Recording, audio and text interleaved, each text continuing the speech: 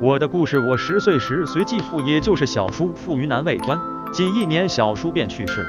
堂兄因病没有随行到云南来，我离家万里举目无亲，只得寄居在曲川西郊的汉寿亭侯关羽祠中。1年之间，亲戚同仆老幼男女共40余人相继离世，棺椁层层环绕，陈列于祠堂两旁，惨状令人心碎。最亲的人就仅存庶继母钱氏，也就是小叔的妾室。钱氏之兄伯克先生夫妇3人，还有寿延氏。家庭教师梁溪的华龙友先生，2名年幼的婢女，1名小童，1名老仆人及1名老妇人，客居他乡，生计艰难。云南、贵州虽然柴米便宜，但盐价极贵，1食盐要值1斤白银。我们全家只好终年吃淡饭。叔叔母日夜赶制刺绣，贴补家用。他的哥哥伯克先生无奈，不得不变卖叔叔母的首饰作为本钱，去福建、广东贩卖烟草。当时国家初定，东南居民盛行吸烟，烟草畅销，于是我们家境稍微宽裕了些。然而不久，华龙友老师又去世了。伯克先生擅长书法，能作诗，善于抚琴。他的妻子严氏擅长绘画，通晓吹箫。虽然身处贫寒，他们夫妇常以琴箫自娱自乐，并以此慰藉我们母子，也就是庶继母和我。后来，伯克先生贩烟到了土司的地界，结识了龙宜宣卫使，2人相谈甚欢，一见如故，被龙长官聘为家庭教师，教授土司子弟书法，获得白银100两，粮食100石的酬劳。从此家人得以穿戴整齐，饭菜有余。但不久，伯克先生之妻严氏又病故了，留下一个女儿，年仅9岁，整日悲痛不已。叔母怜悯他，便教他读书写字，以排遣哀伤。他很快通晓《列女传》等书的大意。华先生去世后，我失去了老师，便由庶继母教我中科。14岁时，我就通晓了八股文，恰逢朝廷下诏科举考试改八股文为论册。边远地区的人们不了解论册文章的体例，听闻陈家童子善文章，于是泾川一带的老儒生近200人，有的甚至已年过8旬，都纷纷带着礼物来找我拜师。14、15岁的我，每年可以挣到束修粮食200石，于是我们家虽无官爵，也算富豪。伯克先生既在土司府任教，又与土司联姻，他怜悯我们母子多苦，便向土司建议，让我们迁居到宣慰使府。土司龙氏父子很欣赏我的文章，当场测试我7项才艺，我全部通过。于是龙长官将嫡长女许配给我。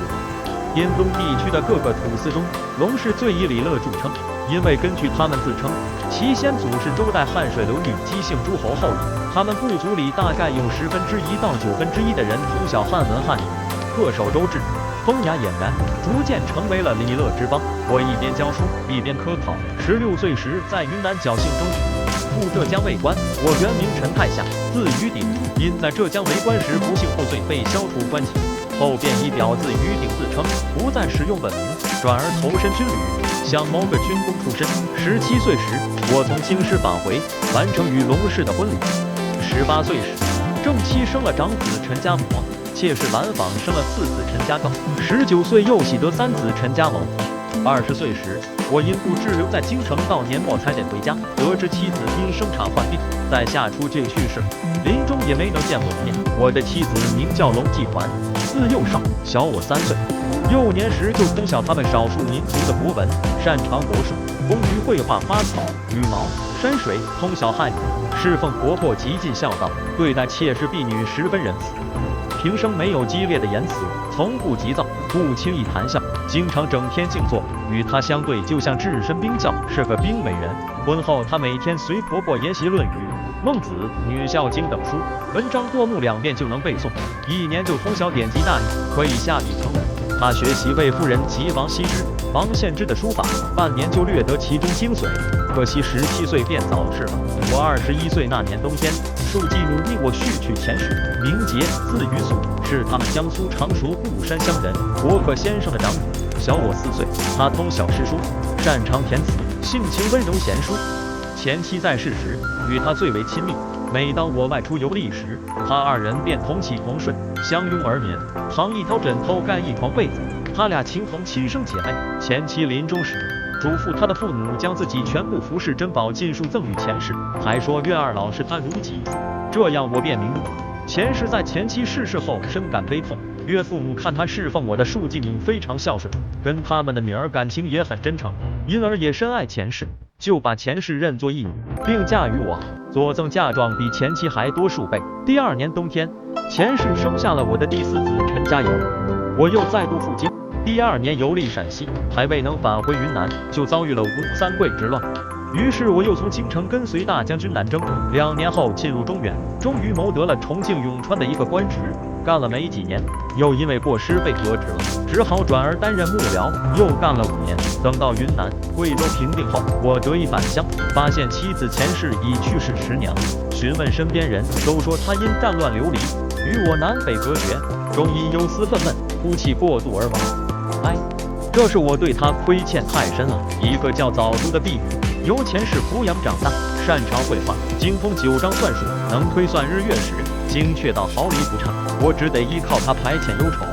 1年后，他为我生下一女，却患了血病，不满半岁就夭折。紧接着，母亲也去世了。可叹啊，为何我此生的时运如此不济？再后来，这位婢女也死了。我搜检他的箱子，发现妻子前世写的青罗稿和我早年记录的洞中风土记手稿。4个儿子都请求刊印这些手稿，或许母亲前世的遗作能借此流传久远，也陪伴他们久远。然而我不得已奔波四方，无暇顾及。哎，转眼又过20年。今年春天，4个儿子从云南通过驿站邮递将这些手稿寄给我。重读这些文字，我不禁感慨万千。于是详述其成书的艰难始末，仅作此序言交付刊印，寄养铁监道人，写于新安县旅社故事版。解析说，尽管4个儿子都请求刊印母亲的遗作，但我并没查到作者续妻前世所写的青罗稿这本书，想必是没有刊印。但是作者自己所著的倒是有近30部作品传世，堪称高产作家。其中本文作序的这部书还是专门写与前妻龙氏的婚礼的。4个儿子并非都是前世所生，长子是前妻龙氏所生，次子是龙氏陪嫁妾室所生，3子不确定，只有4子才是续妻前世所生，但他们都很怀念前世，可见前妻龙氏与续妻前世的闺蜜感情应该是相当好的，想必前世对前3个儿子也很好。解析说完，这是清代陈鼎所著的《滇黔土司婚礼记》的序言，原文没有标题，这个标题是我加的。本书正文讲述的是作者娶第1任妻子滇东苗族龙氏土司之女的婚仪详细流程。龙氏土司自称是周代姬姓诸侯后裔，故而严格恪守周礼，但也在传承中融入了一些苗家特有的仪式细节。作者认为这种古典礼仪很有价值，就详细记录了下来。正文本身对非研究者可能没多大意思，但序言却很值得一读。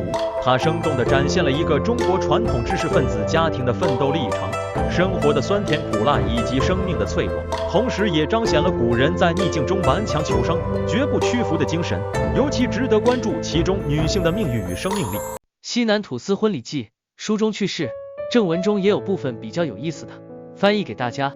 到喝交杯酒的时候，全听兵相指挥，他喊作揖，我就作揖；喊磕头，我就磕头，还让我安排那些陪嫁姑娘的住处。当时我以为他们都是娘家跟来送亲的女眷，想着自己是主人家，才要我来招待。后来他们给我敬酒，我也只当是亲戚对新郎的礼数，直到天天看着他们和媳妇一块伺候婆婆，才渐渐明白这些都是妾室。